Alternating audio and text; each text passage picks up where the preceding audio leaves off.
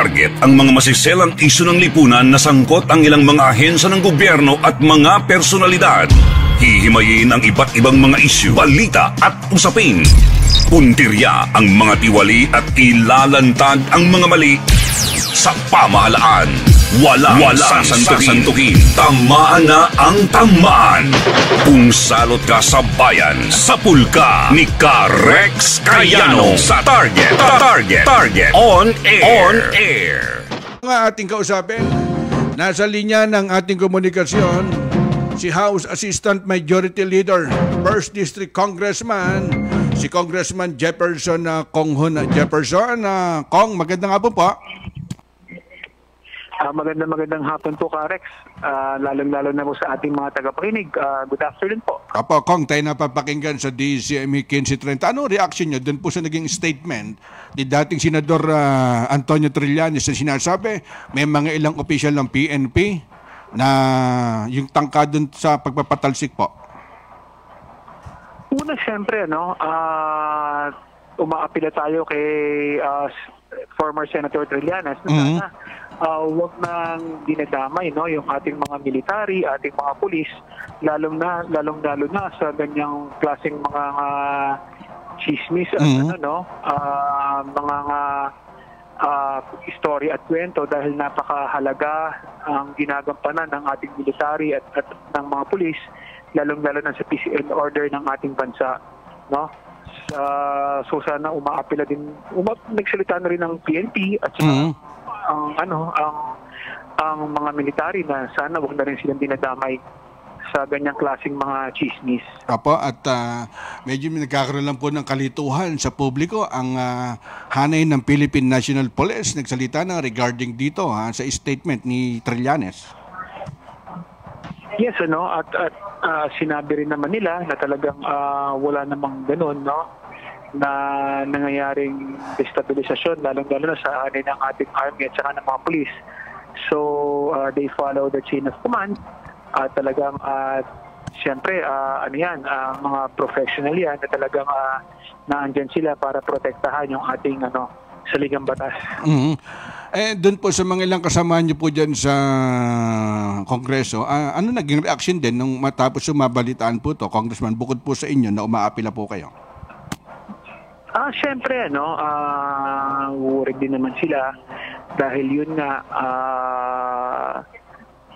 naniniwala tayo na may mga attempt upang i-destabilize yung yung administrasyon ng ating Pangulong Ferdinand Bongbong Marcos, dahil nakikita naman natin na maganda yung ginagawa niya ngayon, talagang ating ekonomiya, at talagang hinahanapan niya ng solusyon yung mga problema.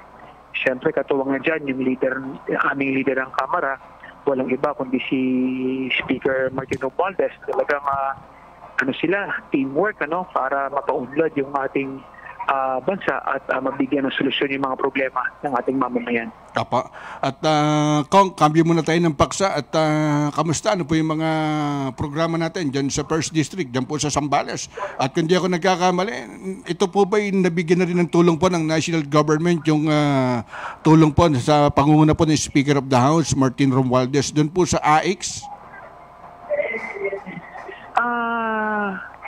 Siyempre, hindi naman tayo humihinto, lalo na sa pagbibigay ng tulong sa ating mamamayan, sa tulong nga ng ating leader ng Kamara, sa tulong ni Speaker Romualdez.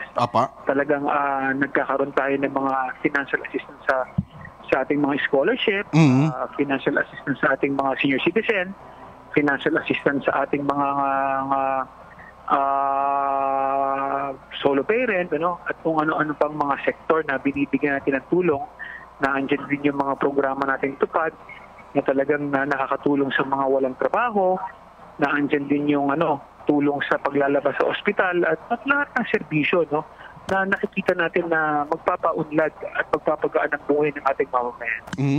At sa ano po, Kong, kung di ako nagkakamali, mukhang hindi ho nagiging maganda ho yung pagitan po ng Congress at saka Senado.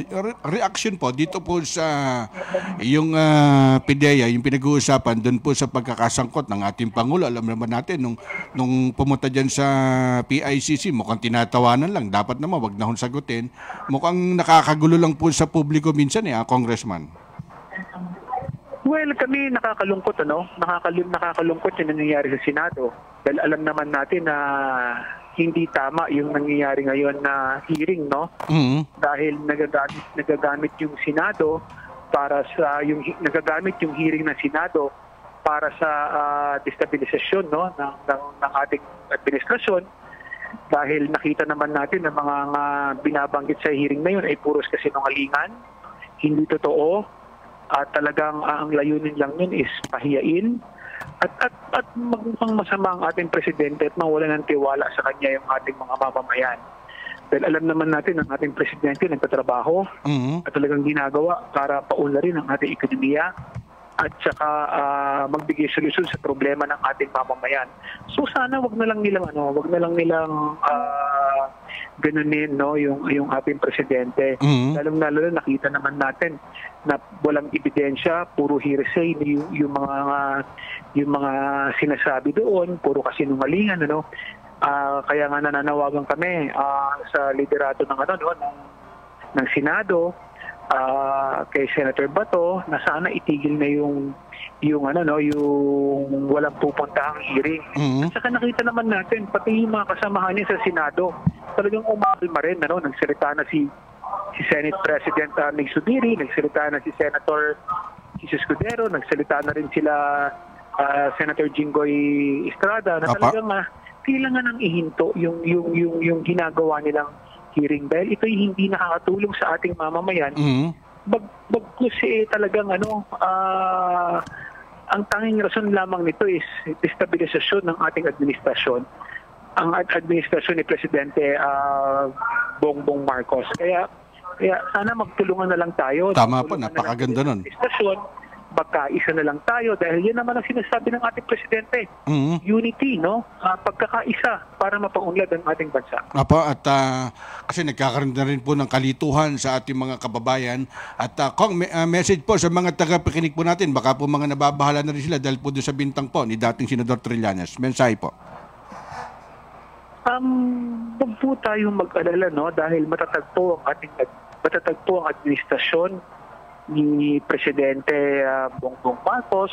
Ginagawa po niya lahat na kanyang magagawa upang bigyan ng solusyon ang problema ng ating pamahalaan. Umuunlad po ang ating bansa. Maganda po ang kanyang pinatutunguhan. Nabibigyan po ng solusyon ang problema ng ating mamamayan. At talagang hindi po siya humihinto, no, sa kanyang pagtatrabaho upang mabigyan ng magandang buhay ang bawat Pilipino. Ang kailangan lang po natin is magkaisa. Siyempre sa tulong po ng ating Speaker Martin Romualdez, na talagang grabe din yung kanyang ginagawa upang matulungan ng ating presidente at talagang ginagawa nila lahat ng kanilang magagawa para matulungan ng ating mamamayan. Okay, salamat po Congressman Jefferson Conghon ng Zambales 1st District. Kong, salamat po. Salamat po, Karex, at maraming salamat din po sa ating mga tagapakinig. Anong mga batas ang kailangan ng taong bayan? Anong mga proyekto ang nakapila para sa distritong kanilang nasasakupan? Ang mga kasagutan sa inyo sa House Represent dito sa Target on Air. Panatilihing masaya ang paglilibang, magtakda na oras at limitahan ang gastos sa paglalaro. Huwag magsugal kung nalulungkot. Huwag hayaang makasira ng buhay at pamilya. Para sa impormasyon ukol sa responsible gaming, tumawag lamang sa hotline number 02-8404-0171 o bisitahin ang www.casinofilipino.ph. Isang mensahe mula sa PAGCOR. Gambling is for 21 years old and above only. Keep it fun. Game responsibly. Hindi umuurong sa pagtulong, kawang gawa sa lahat sinusulong. PCSO, PCSO. Hindi umuurong sa